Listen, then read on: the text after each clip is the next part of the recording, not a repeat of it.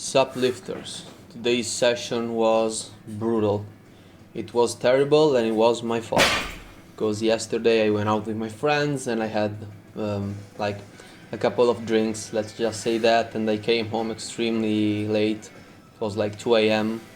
I woke up at 10, but my circadian rhythms lately have been simply terrible.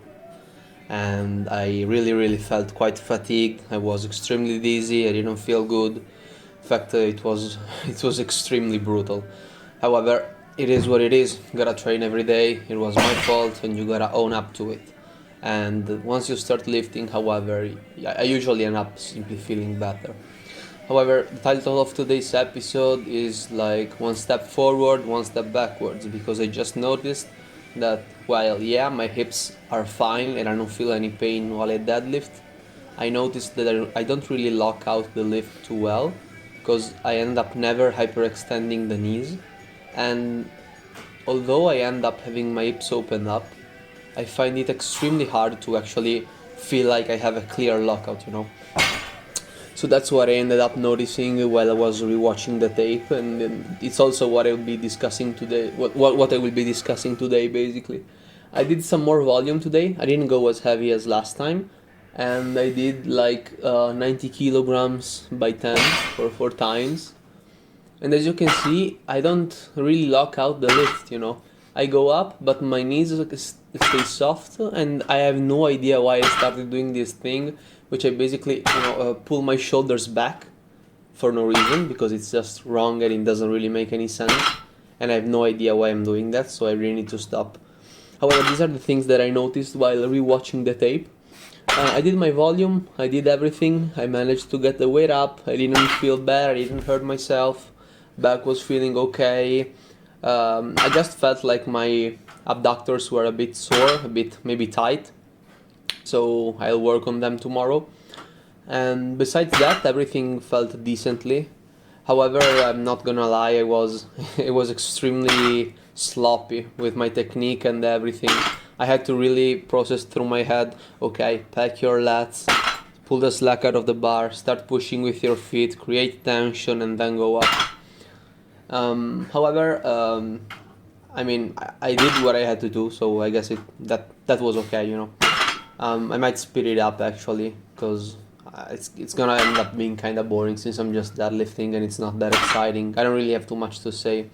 However, what I noticed is that I need to improve my lockout, and what I ended up doing was in fact just basically finish my set and then shave off some weight, and basically just trying to finish the movement really well with 60 kilograms. And what I found out was that I actually tried to keep my feet pointed really outwards, like a lot. And it was probably too much, and I usually did that because I always saw like Lex Little and James English, which I really think they have a very good form on the sumo deadlift, and they always have extremely opened up feet. However, I feel like my knee doesn't really travel that well, so I thought that perhaps if I could simply have my feet pointing a little bit more forward rather than outward, I could actually end up like locking the lift out better and not feeling like my abductors is pulling a lot. Since it's the most extended position, it almost kind of hurt. So yeah, this was one of the things that I noticed. Now I tried to just pick up the other bar, which is the smaller one, and I simply tried locking out the lift to see how did I feel, and that's the moment that the thought about where my feet are gonna point kind of struck me, and so I decided to just try to do my last set like that, and then try to do some technique work with 60 kilograms, and I believe I did a little bit better, so it wasn't too bad. By the way, all the clips have been sped up because I was watching them and it was kind of boring, so I'm sorry. This is 1.5%, so it's not too much. However, you can see how the lockout is just slightly improved. However, I still have some trouble with hyperextending my knees, and I have really no idea why, because I kind of still feel stable. It's not like my knees hurt or something. However, it's kind of counterintuitive, But it's also weird because on the bench I usually end up having my arms completely extended when I finish. In my squat, now in my squat I usually keep the soft knees, and maybe that's why on the deadlift I don't end up locking them. Also, I was considering doing conventional. However, I'm really enjoying pulling up with sumo, so I think I'll just stick with that. And until I will feel like my form with sumo is, I don't want to say impeccable because there's always something to improve, but at least decent, at least everything feels fine. Maybe then I will try to switch and just come back with the conventional form. However, here you can see that my feet are a little bit more pointed forward, and it's still kind of hard to lock my knees out, because whenever I do, I still don't feel like my hips and my glutes are pushing up far enough. I feel like I'm opening up, but it's still not enough for a complete lockout. This looked decent.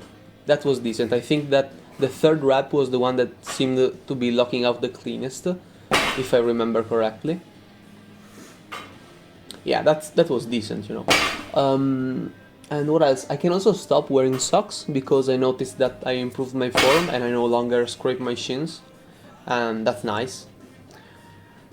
So yeah, this is what I ended up doing for today's deadlift session. It was kinda long and it was grueling. I was like squealing like a pig and I was short of breath. But that's also because of what I did last night, and I really should stop doing this stuff, especially if I really want to train every day, because you really have to focus on recovery, especially if you do as much volume as I do. Anyway, after that we ended up doing like pull-ups. Today it's not like heavy chin-ups, it's just the pull-ups. And you will notice that after I do like my first set, I usually try to do it AMRAP, and what usually happens is that if the first I do 10, the next one will always be 9, 8, 7, 6, and so on. So I avoided doing the last grindy reps in order to have one full rep during the next series. However, you can also see that I'm not completely disengaging my lat, which is something that I did like for like 1 year. Before I kind of thought about it, and it didn't really make sense, because if you want to train our lats, we also want to keep them always engaged throughout the whole movement. And if you end up disengaging it, yeah, of course you're gonna train a little bit like your mid traps and all those center of the back muscles, which I don't really remember the name at the moment, which help you with scapular abduction. However, that doesn't really make sense because pull-ups are amazing for the lats, and we want to train the lats while we do pull-ups. And it's the same reason why sometimes I avoid doing them with complete range of motion. And you will see that I sometimes manage to go over the bar with my chin, and sometimes I simply don't. And that's because if you go over the chin, it will be the traps which are working. However, now the heavy single exercises are finished. Now we start with some supersets. I just did some curls with hyperextensions for the back health, and I just recorded one set because it's not exciting. It's absolutely not really exciting. It's actually kind of boring, not gonna lie. And yeah, there's nothing really crazy to say today. What I really want to tell you, however, is that I believe volume is extremely underrated for natural lifters as well as recovery, because what I learned today is that if you want to stay natural and you want to have decent workouts, you absolutely must recover. I have no idea, I mean I actually do, but whatever, how all these famous fitness influencers like sleep 3 hours at night from like 4 a.m. to like 12 p.m. or like what did I just say? They like sleep from 3 a.m. to like I don't know, 7 a.m. They go to the gym and they still perform absolutely incredibly. You can't do that, man. You gotta take this seriously. You gotta think about it, and just know that it's gonna take a long ass time. It's gonna take a really, really, really, really long time if you're natural. However, what I can guarantee you is that it will be all your hard work, and you can't simply say, oh yeah, it was the PEDs. It's gonna be grueling, it's gonna be long, it's gonna be boring. You're gonna see people stronger than you, younger than you, but just don't give up, because trust me that in the end, they go to sleep at night and they know that it was the PEDs, it wasn't them. them alone could have never reached that point. Also, remember that if you're natural, you actually learn how to train and how to program. If you watch top bodybuilders, even like the, let's say, smarter ones, all their programs are absolutely crap, and I know that. I know they're crap, and I'm not like some kind of guru which studied sports science, kinesiology, or whatever. They're just bad. So, and guess what? Guess why actually? It's because they don't really need to focus on training that much, and it's much more about nutrition, hormones, and PDs. Uh, Also, if you want big traps, I really recommend you to include this superset, which feels amazing. And when you row, don't do the row like I did the last two. Those are cheat rows, and I see bodybuilders doing them all of the time. I did them just for, like, how do I say it, educational purpose. In fact, in my notebook I wrote that I did 8, not 10, because the last two were extremely cheated. If you push with your legs, you aren't really using your back to pull up. So it doesn't really make sense to do that, since we're not training legs. We already did our hip hinge. And yeah, that was extremely nice. It feels good. It's a nice superset, and also used straps, they really help a lot.